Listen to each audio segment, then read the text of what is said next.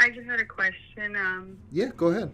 I've been married for over 10 years, and last year my husband had an anxiety attack, and we started doing counseling, and he came forth with all his infidelities, and he's working really hard to do better in the marriage, but it's still really hard. And recently he made a song. It was really beautiful, but in the song there was one lyric that said, it's crystal clear to me now that you're this.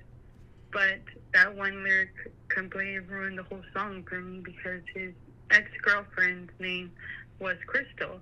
And even though, that was 14 years ago, he continued in our marriage, always kind of going back to that. And he just admitted to me, through our counseling that yes, that he was never able to let this person go. And I know he's trying really hard to be better, but it's really hard for me to, like, in this song that he played for me, it was like the whole song was ruined because it just goes back to reminding me that for the rest of our marriage, I'm always going to have to be reminded that he was not faithful.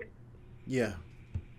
I'm really sorry that your husband was unfaithful to you and that you're dealing with this. That's never easy.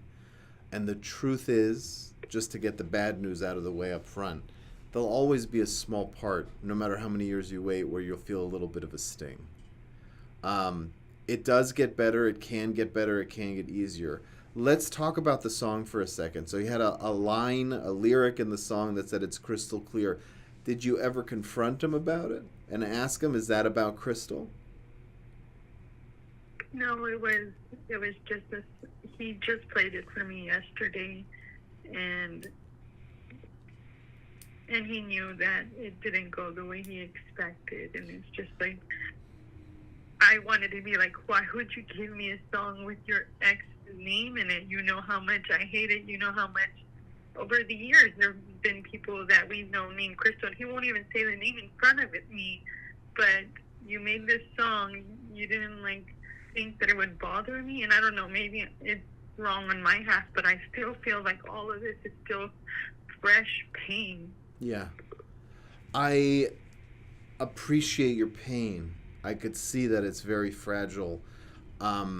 My guess is, unless your husband is sadistic and really just wants to see you in pain, he didn't realize that you would have that much sensitivity to the name Crystal in the song when he was using it in a different context.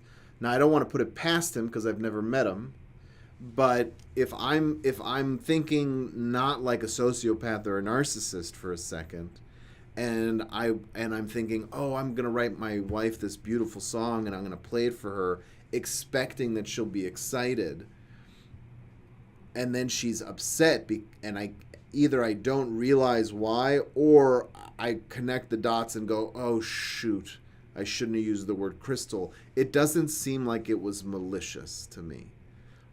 Again, I could be wrong because I've never met your husband, but it sounds like he's really trying to come back, and trying to rebuild. Uh, Now, that doesn't excuse any of the behavior, but it does point out something for yourself, which is the word crystal or the name crystal. It's not uniquely a name. It's not like Angie or Christina, where it's really only used as a name. Crystal is a word that we use in the English language pretty often.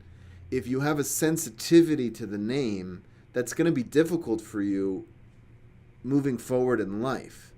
And so while he's working on his anxiety and coming clean and trying to connect, I would ask you, it's not like you could just rule out anybody saying that word ever, because that would handicap you from walking by a crystal shop without it triggering a memory. You want to be able to desensitize yourself to the word. Now, listen, if he's talking to Crystal, or if he's talking to another woman, God forbid, then yes, that's a huge trigger. But this happens very often in trauma. I guess I'll use the example of like a soldier in war, right? So if you have a soldier who's stuck in a trench and they hear gunshots over their head, and they can't move because if they pick their head up, they're going to get shot. Those loud bullet noises will kind of seep into their brain as a threat.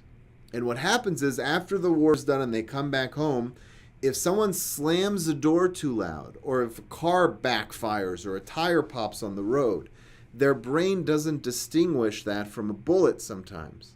And they will hear it as a threat and they will panic. You are having a minor version of that with the name Crystal, is what it sounds like. Am I off base? Do you feel like I'm off base here, or is there some truth to what I'm saying? There is truth. Okay, good. So, look, 10 years, and it sounds like you're willing to work through the infidelity, which is great. You have to be able to desensitize yourself to the word crystal and tell your husband what's going on. You don't want to tell him, hey, never say the word crystal again.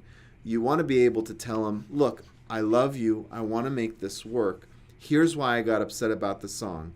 I heard the word crystal clear and it made me think of crystal. I don't want to walk through life telling you I never want to hear the word crystal again. That's stupid and unfair to myself because I want to be able to use all the words in the English language, right? But at the same time, if I get upset, I'm hoping I can come to you and say, you know what, it was a trigger. I heard crystal, not fair, but it's something I'm working through. Can you hold me? Can we talk about something? Can we do something that gets my mind off it, that connects us as opposed to me pushing you away?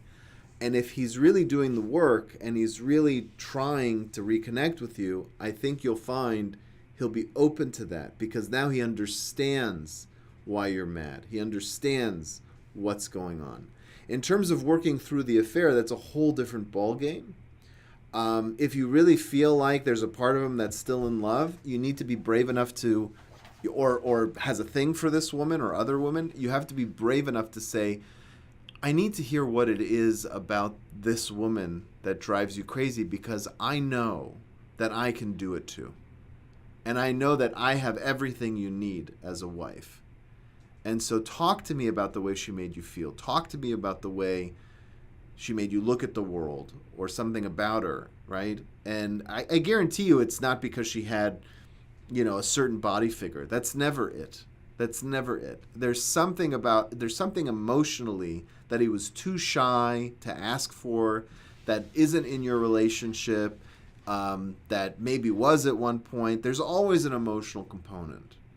And so if you're brave enough to say, tell me what it is. Look, if he comes to you and says something outlandish, like, well, she did this thing in the bedroom and you never do it, and that's off the table for you, then you got a freak on your hands and maybe it's not going to work for you, right? There are some times where you find there are, deal breakers in a relationship. If someone says, well, she was worth $20 million and like every time I hung out with her, we got in her private jet and, went over to Paris or Italy or wherever. Yeah, okay, well, if I don't have $20 million, I can't do that. If that's really what you want in a relationship, I guess good luck and go ahead, right? But that's almost never the case. Usually it's when I was with her or when I was with him, it's not unique to men, right? I felt alive. I felt like I was being listened to. And so you have to figure out, how do we get that in our relationship? Because if you don't get that in your relationship, there's always going to be a pull for both of you to find it somewhere else. Some people do it with other people. Some people do it through hobbies or spirituality.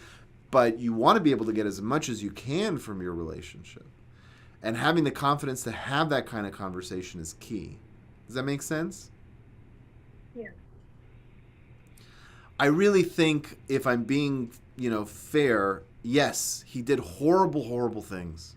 But it sounds like he's trying to make it better. I don't think he wrote you a song to make you upset. And so you owe it to each other to be able to have these kind of conversations and say, this is why I got upset. I do appreciate you writing the song for me. I'm trying to work through it. That level of communication will fix your relationship. All right?